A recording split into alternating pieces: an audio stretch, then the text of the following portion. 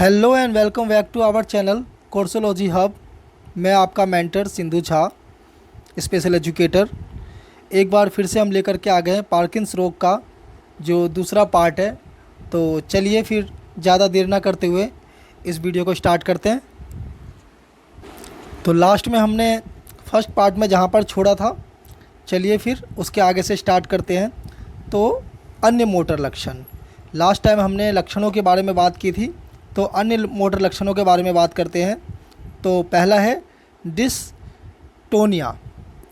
Parking रोग से ग्रस्त कुछ लोग मांसपेशियों में अनैच्छिक मरोड़, ऐंठन या जकड़न महसूस करते हैं। यह स्वतंत्र रूप से हो सकता है, लेकिन यह डोपामाइन स्रावित करने वाली दवाइयों के कारण भी हो सकता है। पार्किंस रोग के मामले में डिस्टोनिया आमतौर पर पिंडलियों और टांगों की मांसपेशियों को प्रभावित करता है, हालांकि कभी-कभार शरीर के दूसरे हिस्से भी प्रभावित हो सकते हैं, जैसे हाथ, सर, गर्दन, पलकें।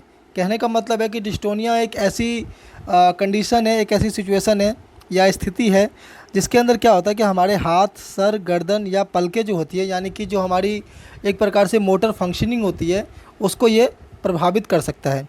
ठीक है, और किसके कारण? डोपामाइन स्रावित करने वाली दवाइयों के कारण, यानी कि जो डोपामाइन को स्रावित करने वाली दवाइयाँ होती हैं उसके कारण हमारे शरीर की जो मोटर फंक्शनिंग है उसको प्रभावित किया जा सकता है। तो चलिए फिर आगे चलते हैं अगले स्लाइड की ओर। अन्य मोटर लक्षण में दूसरी कंडीशन है शारीरिक मुद्रा की अस्थिरता। अधिक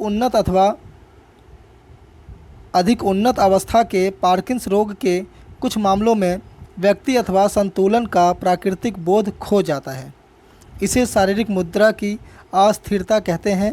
यह गिरने और चोट लगने का प्रमुख कारण हो सकता है।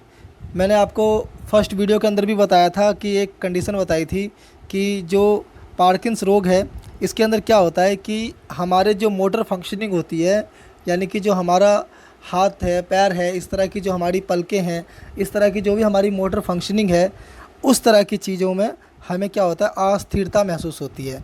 ठीक है, तो दूसरा कंडीशन क्या हो गया? शारीरिक मुद्रा की अस्थिरता, जैसा कि आप डायग्राम में भी देख रहे हैं नीचे। चलिए आगे बढ़ते हैं। न्यूरोसाइट्रिक लक्षण तो न्यूरोसाइट्रिक लक्षण कैसे लक्षण होते हैं? तो जो कि हमारे मस्तिष्क संबंधी या हमारे माइंड संबंधी जो हमें कमियां होती हैं या जो हमारी प्रॉब्लम्स होती हैं, तो उससे रिलेटेड जो लक्षण होते हैं उसे न्यूरोसाइट्रिक लक्षण कहते हैं। तो पहला है अवसाद। अवसाद मतलब एंजाइटी, चिंता, ठीक है, या एक प्रकार का ऐसी कंडीशन जिसके अंदर हमें तनाव हो जाता है। यह माना जाता है कि पार्किंस रोग से ग्रसित आधे लोगों को अवसाद प्रभावित करता है और कई जटिल और आपस में संबंध रखने वाले घटकों की वजह से उत्पन्न होता है। जैसे पॉइंट नंबर 1, मस्तिष्क के भीतर डोपामाइन और अन्य रसायनों की कमी। डोपामाइन मिजाज को बहुत अधिक प्रभावित कर सकता है। ये जो डोपामाइन वर्ड है दोस्तों, ये ज़रूर आप याद रखिएगा। This word is very very important. ठीक है, तो मस्तिष्क में क्या हो जाता है कि डोपामाइन की कमी हो जाती है। दूसरी कंडीशन बताई है पार्किंस रोग के साथ जीवन का तनाव। ठीक है, जब किसी को पता चलता है पार्किंस रोग, क्या मतलब नॉर्मल रोग भी अगर किसी को पता चले कि मुझे कैंसर है या मुझे टीबी है या किसी भी अन्य प्रकार का जो मतलब ग्रासत रोग है या मतलब बड़ा रोग है, तो आदमी जो होता है वो एक तो बीमारी उसको अलग मारती है, प्लस में चिंता जो होती है और जो उसका तनाव होता है उस बीमारी का, वो उसको अलग मारता है। तो पार्किंस रोग के साथ जीवन का तनाव।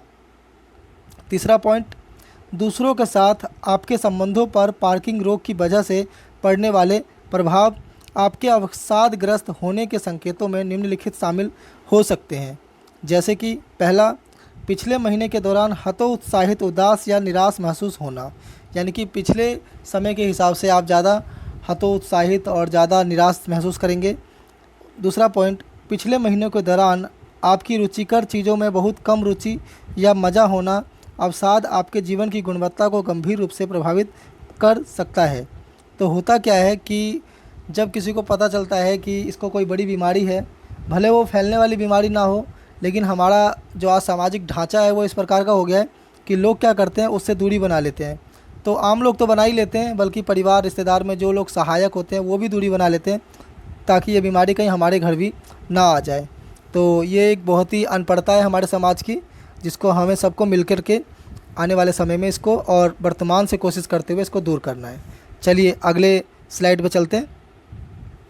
दूसरा न्यूरोसाइटिक लक्षण है चिंता, एंजाइटी। पार्किंग रोग या पार्किंग्स डिसीज़ से ग्रसित लोगों को चिंता भी प्रभावित कर सकती है, खास तौर से तब जब लेपोडोपा का उपचार कम असरदार हो जाता है और वे ऑफ एपिसोड मोटर लक्षणों की अचानक वापसी का अनुभव करने लगते हैं। लक्षणों की अचानक वापसी से लोग चिंतित महसूस कर सकते हैं और सर्वाधिक गंभीर मामलों में ये पैनिक अटैक का कारण बन सकता है। यानी कि जो चिंता है उसमें जो ये मतलब लेपोडोपा जो बताया, लेपोडोपा जो वर्ड है ये एक दवाई का नाम है जो कि इस बीमारी के अंदर, पार्किंस रोग के अंदर इस्तेमाल किया जाता है। ठीक है, लेवोडोपा ये बहुत ही फेमस दवाई है जो पार्किंस रोग में इस्तेमाल किया जाता है। तो होता क्या है कि शुरू में अगर दवाई के द्वारा अगर आपको अच्छा ट्रीटमेंट और अच्छा प्रोग्रेस हो रहा है तो इंसान थोड़ा सा टेंशन से रिलीफ होता है, लेकिन अगर उसका रिफ्लेक्शन होने लगता है तो वो इंसान चिंता में आ जाता है, जिससे कि वो बीमारी से तो मरता ही मरता है और मतलब इस चिंता के कारण उसको मतलब और जो उसकी समस्याएं हैं वो डबल हो जाती हैं। तो आई होप कि आपको क्लियर हुआ होगा। तो चलिए आगे चलते हैं। न्यूरोसाइट्रिक लक्षण।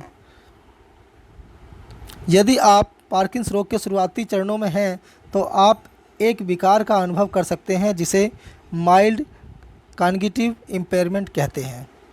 इसका अर्थ ये होता है कि आपके सोच का स्वरूप बाधित हो सकता है और आपको उन गतिविधियों में समस्याएं आती हैं जिनमें नियोजन और व्यवस्था करने की आवश्यकता होती है।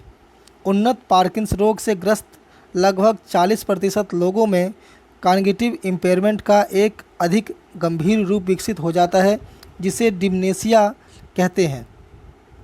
याद रखिएगा दोस्तों, पहली बात इसमें क्या इम्पोर्टेंट है, पहली बात इम्पोर्टेंट है कि जो इसका प्राथमिक रूप है उसको कॉग्निटिव इम्पेयरमेंट कहते हैं और इस स्थिति को क्या कहते हैं, डिमेंशिया।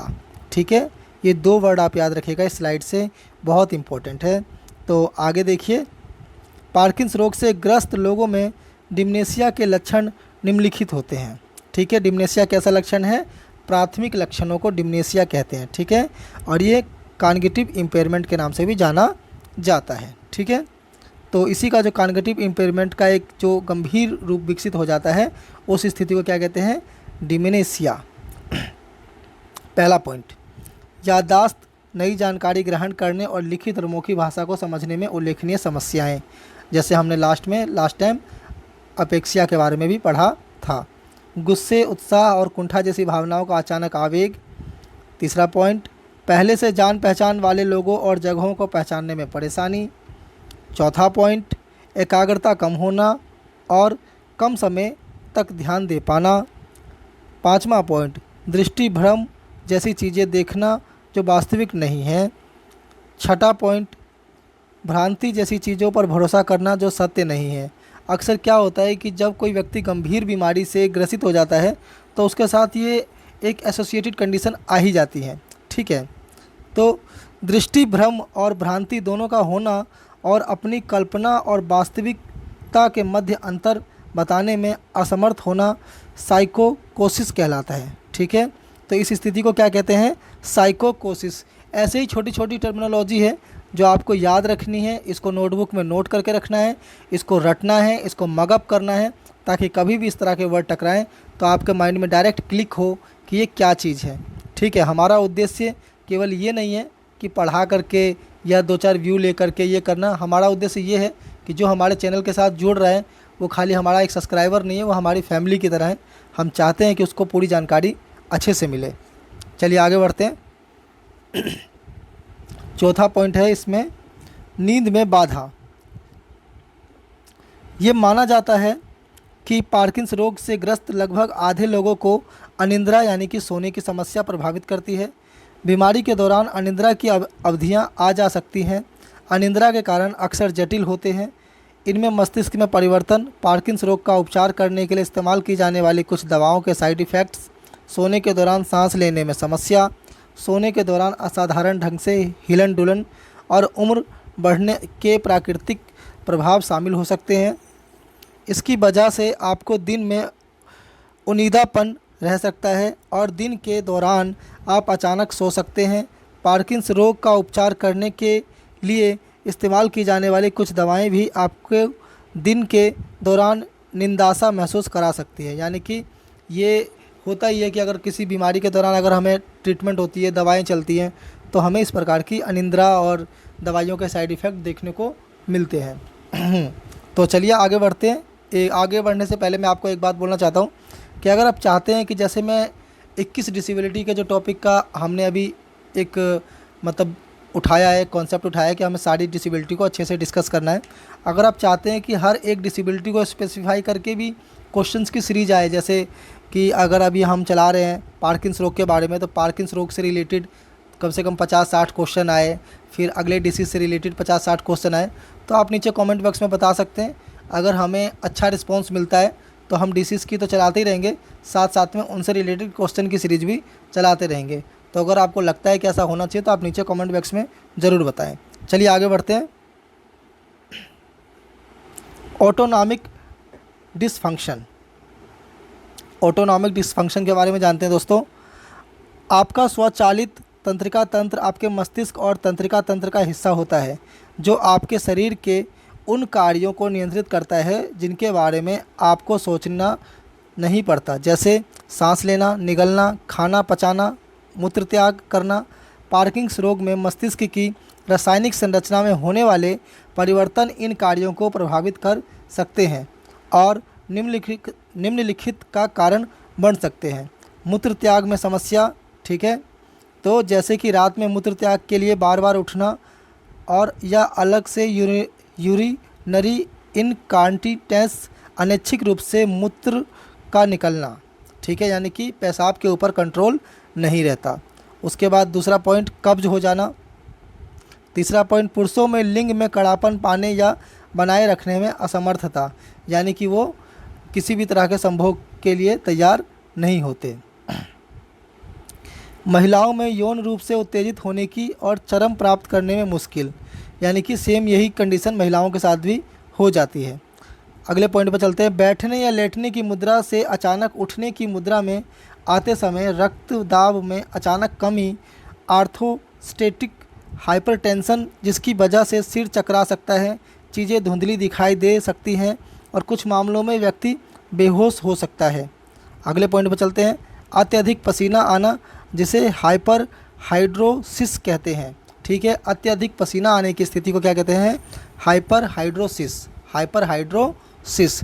तो याद रखिएगा, आपसे ऐसे भी क्वेश्चन पूछा जा सकता है कि हाइपर हाइड्रोसिस क्या होता है, ठीक है। तो आपको सीधा बताना है हाइपर हाइड्रोसिस अत्यधिक पसीना आने की स्थिति है।